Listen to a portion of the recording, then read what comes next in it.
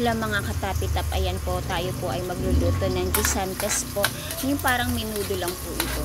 Ayan po, kung nakikita nyo po siya, nandun na po sa kawali ang bawang at hihintayin lang po natin siya mag golden brown. At maya maya po ay isusunod na po natin ang pangalawang ingredients.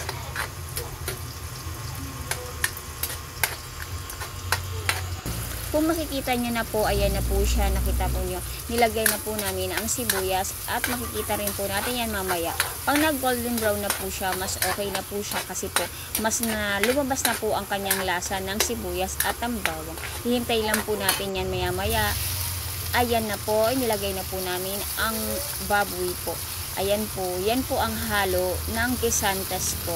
Maya-maya rin po, hahaluin na po natin yan, imimekos-mekos na po natin yan, at yun ang sinasabi nila minsan, ay mekos-mekos means is halo-halo po yan, hinalo-halo po natin yung baboy, para po siya pumantay po ang mamaya ang pagkalambot po niya, para hindi po yung iba matigas ang iba malambot. Ayan na po, hintayin na po natin yan, at mamaya-maya po, hintayin po natin yung kumulo, at ilalagay na po natin ang main ingredients.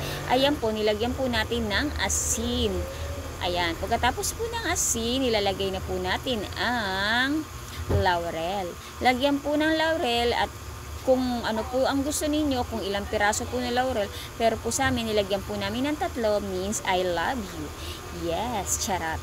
Ayan po, nilagyan din po namin yan mamaya ng paminta. Ayan na po siya. Hinalo-halo na po namin ang baboy, at maya-maya ilalagay na po namin ulit ang isa pong ingredients. Ayan po. Kung nakikita nyo po, nilagyan po namin ng paminta, at ang isa pong nasa brown po ay pork, tawag ito, nor pork, para mas masarap at malasa po po yan. Ayan po, hinalo-halo pa po namin siya. Ayan. At nilagay po namin na main ingredients ay tomato sauce po. Kasi yan po ang pinaka magpapakulay po sa guisantes po. Ayan po, piniga-piga po namin siya. Ayan. Hintayin lang po natin yan at halu-haluin ulit po natin para po magpantay po ang kulay niya at hindi po parang walang kulay. Yan. Hinalo-halo po ulit natin at medyo na po yan. Inano po natin siya, inilayo po natin yung camera para mas makita po ninyo kung paano po siya lutuin. Pwede nyo na rin po itong lutuin sa inyong bahay kasi po ito, paninda po ito kasi nandito po ako ngayon sa karinderya ng aking kapatid. Kung napapansin nyo po, ayan na po siya.